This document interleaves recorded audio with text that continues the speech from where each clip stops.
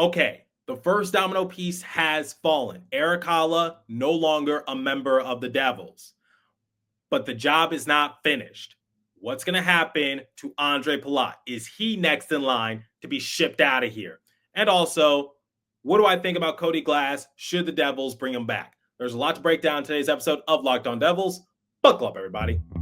You're Locked On Devils, your daily podcast on the New Jersey Devils. Part of the Locked On Podcast Network, your team every day. Hi, this is Bryce Salvador, and you're Locked On Devils with Trey Matthews. Scores! Oh, Stevens stepped up, nailed him. Brodor's got the puck. What a shot. The Devils win the Stanley Cup. Alrighty now, what is up, New Jersey? Welcome back to the Locked On Devils podcast here at the Locked On Network. I'm your host, College Hockey Play announcer, Devils Wire Pucks Pitchforks, and also part-time credential media member, Trey Matthews. We're just a few days into the offseason, and already we have a lot of storylines.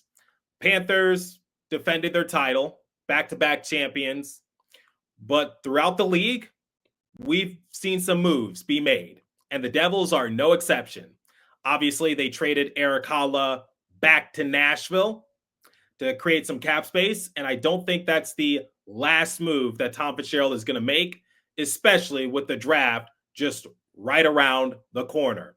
I said in a prior episode, but I will be in attendance for the draft, covering it. So if you see me in Los Angeles, roaming the streets or near the Peacock Theater, don't be afraid to come by and say hi. I don't know how many Devils fans are in California. I don't know how many of you are actually going to make the trip to the other side of the coast, but just putting that out there. What's on the agenda for today's episode? Well, I said I don't think that's the final move that Tom Fitzgerald is going to make. I think Fitzy is going to make another move. So we're going to talk about what's next and who specifically might be out the door. Then in the second segment, Christy Flannery of the Hockey News is reporting that Cody Glass might return to the team. I'll share my thoughts on Glass's 2024-2025 season. Obviously, he was acquired at the trade deadline from the Pittsburgh Penguins. And then in the third and final segment, sad time in Edmonton right now. They recently had their exit interviews. Connor McDavid spoke about his future. I talked about it in the prior episode when I said that I think the Devils need to do whatever it takes to keep Nico Hischier happy because McDavid, final year of his contract, there's no guarantee that he will remain in Edmonton. He spoke on the matter, and I sort of want to talk more about it in detail. All right, what's next for the Devils? A few days ago, they traded Erik Haula to the Predators in exchange for Jeremy Hanzel, who is a career minor leaguer. He's going to remain either in Utica or Adirondack. I don't expect him to be on the Devils roster anytime soon, but I would say the main selling point was a fourth-round draft pick that the Devils also received.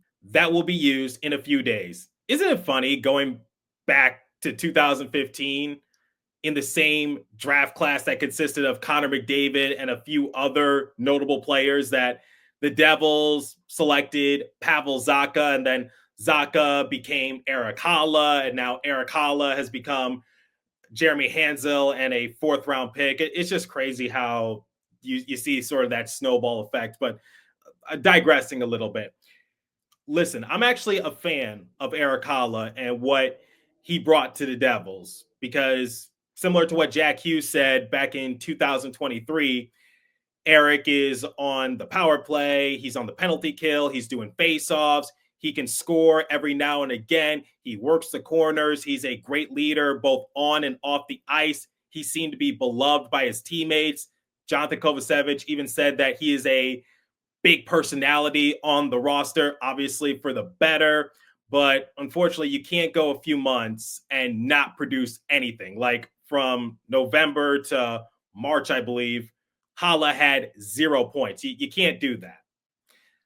And with Haula having a cap hit of $3.15 million, he was just too expensive.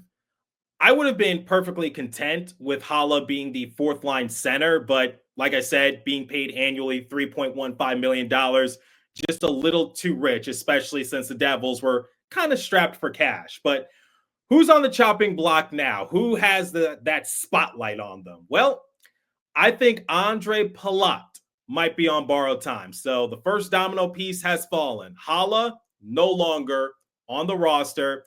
And the NHL buyout window opened on the 19th, so just a few days ago, and it closes June 30th, 5 p.m. Eastern time. So during that time span, the Devils could either trade Palat or they can buy him out of his contract. I've talked about it in prior episodes. Buying out Ondrej Palat is not the worst idea in the world. If the Devils were to hypothetically buy him out, he would have a cap hit of $3.53 million, and the Devils would save $2.46 million as a result. Remember, Palat originally signed a 5-year, $30 million contract. If he was to play on the Devils come next season, his cap hit would be $6 million. And while Palat is solid defensively, a good forechecker, championship pedigree, he just has not lived up to his contract. It's time to move on. His better days are behind him. So that's an option that the Devils could explore. If they're unable to find a trade suitor, you can buy out Ondrej Palat. But I think best case scenario is similar to what the Rangers did with Jacob Trouba, Chris Kreider. Try to get that contract off the books pronto. So I would love for the Devils to find like maybe the Sharks or the Blackhawks and just trade him with no retention. And here we go. Here's another option. The Devils could trade him, but they might retain some of his salary in order to sweeten the deal a little bit, which also isn't worst case scenario. So from best case to worst case, trade him, no retention, trade him with some retention, or just buy him out and get him off the books in that sort of manner. But here's my prediction. The draft is in a few days. Obviously, the buyout market will end come June 30th. I think that's when we'll see the wheels start to go in motion when it comes to Palat and his situation. So I think Fitzy is working behind the scenes to try to see what's the best avenue. Are there any more takers for Palat?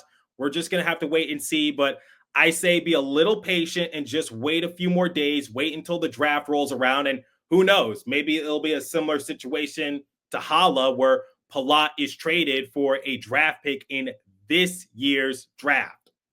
The fact that the Kraken got Mason Marchment from the Stars in exchange for a 4th-round pick, that's quite intriguing because, like I said, Haula was traded for a 4th-round pick.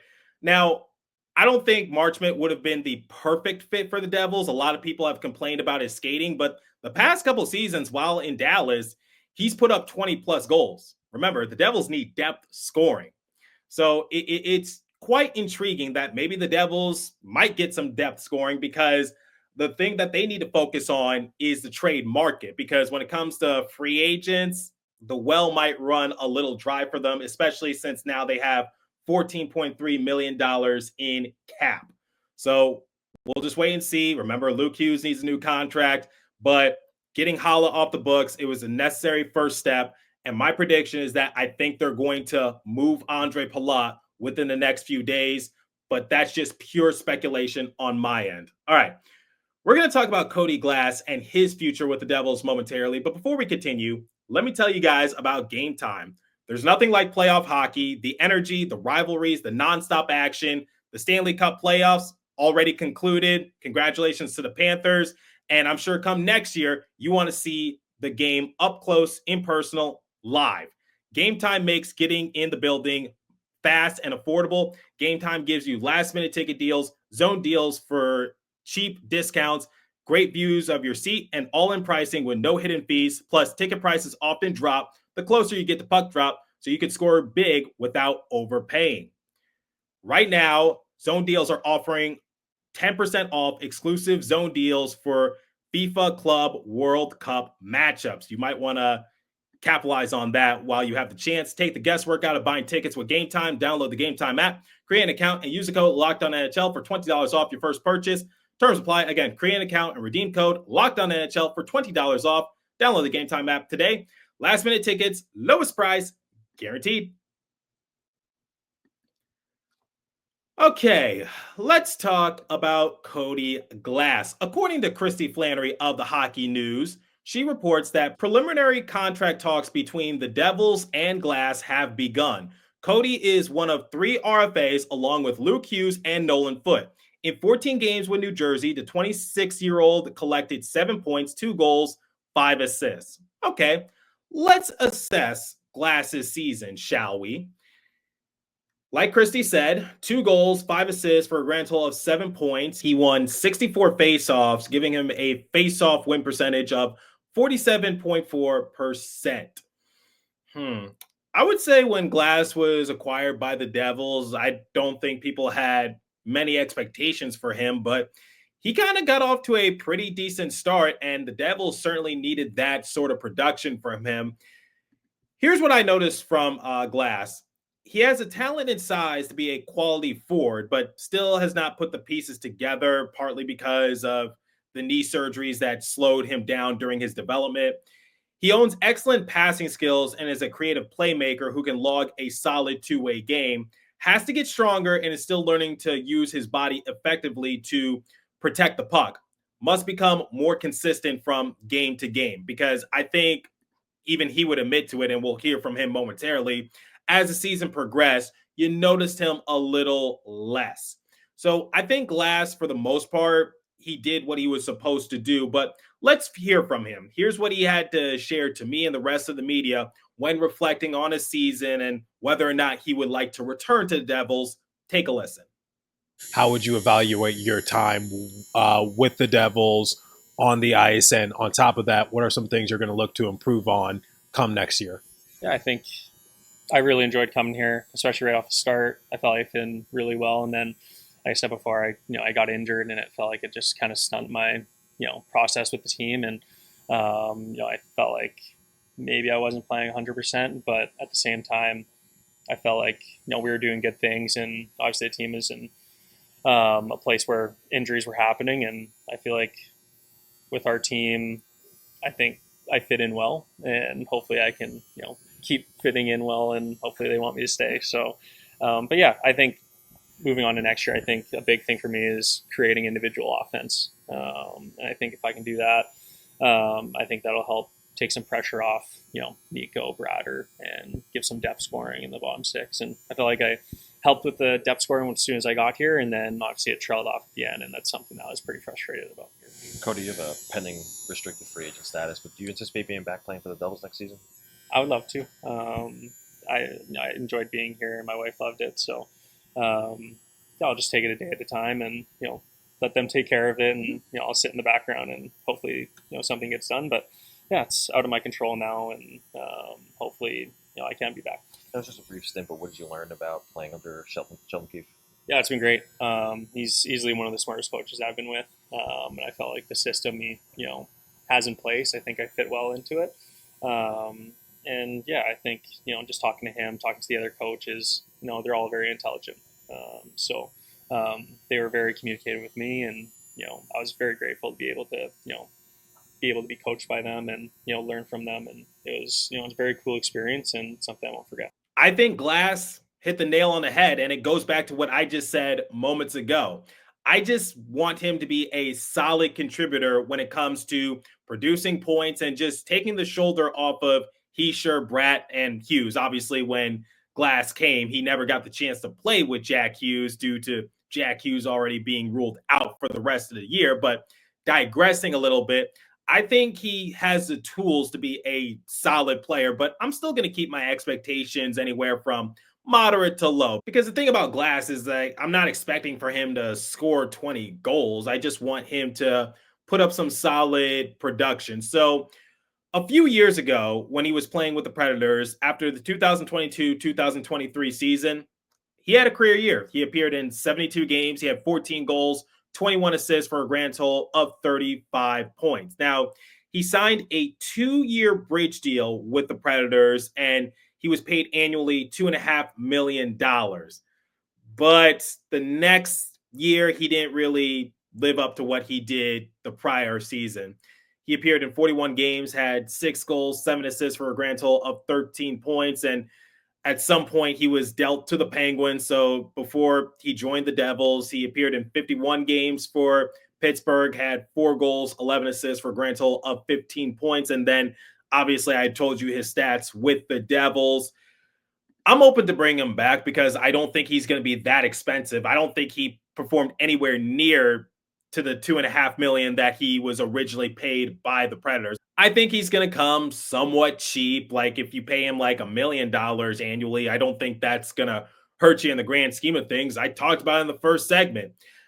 I would have been okay if Haula was the 4th line center for the Devils if his contract was just a little cheaper, because 3.15 million average annual value and you don't produce a point in a few months, that's unacceptable. Or for Ondrej Palat, I don't think anyone would have an issue with Palat if his contract was cut in half. If he was being paid annually $3 million, once again, I don't think anyone would really have that much of an issue with it. So I'm open to bring back Cody Glass. I don't know why people are so quick to crap on him. I know people want to see the Devils make a big time move, but you're just going to have to be patient. So while his appearances with the Devils were minuscule, while he still has a lot to work on, it seems like he has a good relationship with Sheldon Keefe. It seems like he has a good head on his shoulders, because I loved the answer that he provided me when I asked him to assess his season.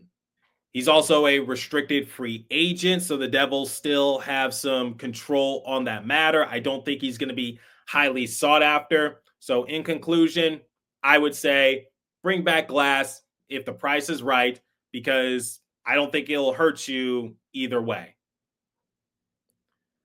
Okay, Connor McDavid, during exit interviews, took social media by storm.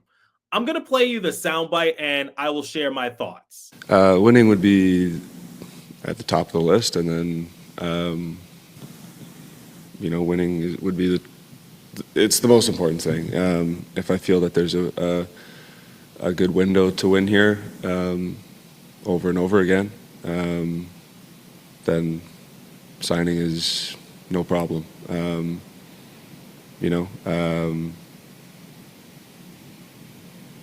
Yeah, I again, it's only been a couple of days. I'm sure we'll get into it over the course of the next couple of weeks. But again, I'm not in a rush to make any decision, so I don't think that there needs to be any timeline. I know people are going to look at that July 1 day and be looking to see if there's anything done. But for me, there's no. I'm just not in a rush that way. So he has to consider everything you say. Well, courtesy of Jim Behringer of Full Press Hockey, he kind of shed some light on the situation. He said, before everyone freaks out about what Connor McDavid said, remember, Leon Draisaitl said something very similar last year around the same time. He signed in August. We're all quick to assume that he's going to sign July 1st, but he might wait a little later in the summer, similar to what Austin Matthews did. Now, I talked about it in the prior episode when it comes to Connor McDavid and his contract running out. I don't want that to be a situation for the Devils where they're basically hoping that Nico Hischier signs an extension, because you don't have forever. You have to capitalize when you have the opportunity to do so, because look at the Oilers. Back-to-back appearances in the Stanley Cup final, unfortunately, back-to-back losses. And for someone like Connor McDavid, he's in his late 20s. If he signs like an 8-year deal, he's going to be with whatever team he signs until in his late 30s. And you don't know how his career is going to progress. Obviously, he's accomplished a lot in his career. Hart Trophy winner multiple times, one of the best players in this generation.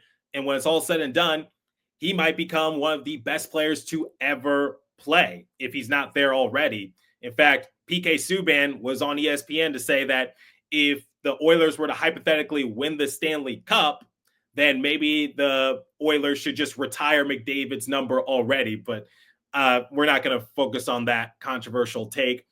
The point I'm just trying to make is that McDavid is a really good player. Despite 2 straight Stanley Cup final appearances, McDavid still has to assess everything and just be like, Do I want to come back? Is this the place for me? Because he's eligible to sign his extension July 1st. And if he's not committed to the Oilers come midseason, then you have a lot of question marks. And I see a lot of people basically speculating. Maybe he'll join the Panthers or the Maple Leafs or the Rangers. In fact, Pucks and Pitchforks, my boss Nick Villano released an article talking about McDavid coming to the Devils. You never know. I don't think it's ever going to happen, but that's why we love silly season.